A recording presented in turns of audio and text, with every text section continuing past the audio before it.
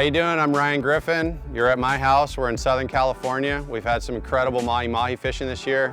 I want you to follow me along while we cut some of these fish up with the new AFCO knives and give you guys some tips and tricks that I've developed over the years, and hopefully we can give you guys something to take home with you. Follow me. So anyways, guys, I got the AFCO kill bag here. When we like to catch Mahi Mahis and we get enough fish to actually keep them in a kill bag for the day, I like to gill and gut my fish right after we catch them, and then they go right into the AFCO kill bag with a lot of ice. I like to leave the fish on ice for at least 12 hours if possible. Sometimes that's not always the way things go, but if you can, your meat comes out firm, cold. It makes it really easy to vacuum seal and process, and you end up with just a nice clean product at the end of it. So a lot of ice, get a nice kill bag, make sure everything's clean. We're gonna pull out one of these Mahi Mahis and see how the fillets look. Mahi Mahi is probably one of the simplest fish to fillet. They have a lot of meat on the bones. They don't have a lot of structure, so that you know, actually filleting around the bones is quite simple. There's a lot of ways to do this. Some guys like to trace it around with a knife and then peel the skin off, and that way it exposes the bloodline. I do it a little bit differently. You know, working in fish markets and the seafood industry here in California, this is kind of the way that we would cut fish to prepare it for you know, being in the sushi case or the fish case at the seafood markets. And also it just translates well for me in the way I like to package up fish, which is basically no bloodline, no skin, and vacuum sealed and frozen for use later down the road. Anything I'm gonna eat fresh, I just wrap in saran wrap. But let's go ahead and get started. I always like to, you know, have this fish with the belly facing toward me, the head to my left side, because I'm right-handed. That's the way I like to start on these fish. If you're left-handed, you may like to start the other way, but there's really no rules there. You just start wherever you feel comfortable. But my first cut's always kind of right here behind the pectoral fin, kind of in like what you know, almost like this little joint right here. And I'll make this cut down towards the belly, and then I just come down the back side of this fish, and I just want to score the skin there, going to the tail. Take this next cut from there and just go all the way up. A lot of people miss all this meat up in the head of these Mahi Mahi, and you can really take your knife up at a sharp angle right there, and make sure you go all the way down to the bone line. Flip the fish towards me like this, and I'll start up at the head here. Using your fingers to feel where your bones are, where they meet the cartilage and the fins is important. So a lot of times, if you're just not really sure where to find that here, I'll feel where it's nice and soft. Get your knife in there, and I just start with a nice shallow cut down the back of the fish, making sure I get it all the way down to the tail like that.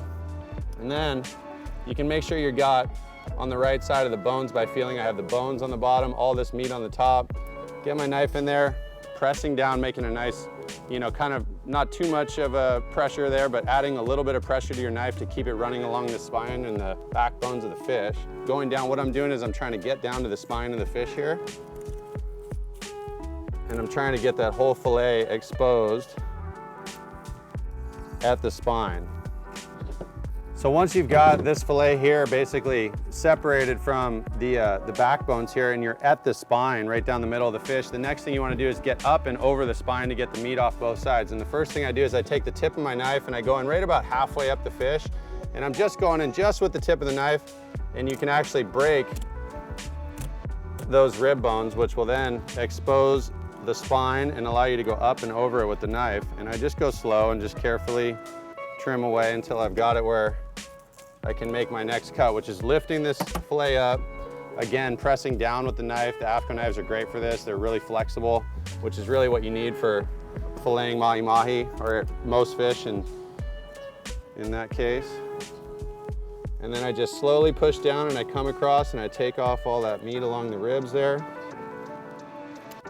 So once you've gotten it all the way off the bone, you end up with a nice, big, beautiful fillet. And the skin is still on. We've still got our bloodline intact, and that's exactly where I like it to be for right now. We'll go ahead and flip the fish over, and we'll do the exact same process on the other side. So again, starting in the joint there behind the pectoral fin, I come down, trace around the belly, trace up this side of the fish. You're just breaking the skin here. You're not really cutting in towards the fillet. Come around, come up the back side of the fish. And again, just shallow with the knife, you're just breaking the skin. Come all the way up to the head and continue this cut up and join that there. And so now we've traced out the entire fish with the knife. Now I can use my finger and I can feel in, again, using a lot of flexibility out of these knives, Just stay down against the backbones here, coming right against the spine with the knife so I can make sure I get as much meat as I can possibly get off each fish. And then you'll see that'll just lay out, and I'll just come in here and just kind of clean up the rest of this rib bone, and you end up there with two beautiful fillets. There's not too much else on the fish that I particularly like, but one thing that people like a lot, and I will do occasionally if I have the time, is I'll barbecue these collars. They're beautiful meat. They grill up really well. And this is a cut that a lot of people struggle with. How do I remove this collar? I see people getting out serrated knives and hacking through the bone. You don't need any of that. All fish, tuna, mahi mahi, yellowtail, snapper, whatever, they've all got this little joint right here above their pectoral fin. You just go underneath that joint right there, and you'll see your knife will go right into it. Cut down like this, and then you want to turn your knife the other way and go this way. So I cut down and I cut out. So there's that side. You can split the belly right there. Once you flip the fish over, you can do the other side. So you can kind of see this joint right here, and it's not always as definitive on every fish, but you can always feel it with your hand. And all you want to do is get underneath that, cut that way, flip the knife back towards you just like this, and just make a gentle cut. The collar comes out, give it one good cut like that, and now you've got this beautiful piece of collar meat. And I'll come in here and kind of trim out some of this membrane that was around there. Get rid of that, and then just take your knife and split it right down the middle. You can season that, put it right on the barbecue just like that. It's a really nice appetizer. And there you've got it. Pretty much get everything that you could use off that fish. So now that we've removed the fillets from this fish, what we want to do is also remove any places where you may have, say, a gaff that went through the fillet where the meat was bruised, or like I've got some leftover stomach liner here, some belly meat that I want to get rid of and trim up. And so it's really helpful to have a wet rag with you at all times. I'm constantly wiping my knife clean in between cuts. I think it's imperative to keep the fish slime, scales, bloodline, blood, anything like that away from the fillets of the meat. So just constantly cleaning. I'm always wiping up my work area, for sanitary reasons, but also mainly just so that my fillets last as long as they can if I do decide to freeze them and use them long term. So coming in here, again, using this knife with a lot of the flexibility, which is kind of the key that you need for a good fillet knife, is coming through. I'll trim away this belly meat here. I'll just kind of go around and just sort of clean up this fish a little bit. The next thing I like to do is break these down into sections. So we've got this red bloodline going down the center of the fish. I like to cut down on either side of it. I go real close to it, and I just kind of run my finger down behind my knife and get that split up. And then once I get down to the bottom, just make a cut, and then I've got that, and then we'll do the same thing on the other side of the bloodline here. And that'll get rid of any of the pin bones that are up near the shoulder meat, and essentially eliminate most of the bloodline that you've got. Now here's where you can do whatever you really feel like you want to do based on whether you're cooking for friends or you're going to, freeze and store some of this fish. You've got this nice shoulder loin here. This is a perfect piece for, grilling or making fried fish with or whatever.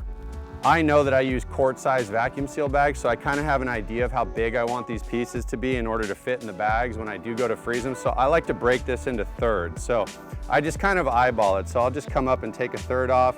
I just make a cut and I just go gently down to the skin, but I don't actually cut through it. As soon as I get to the skin, I just sort of turn my knife. I press down again, flexing the blade.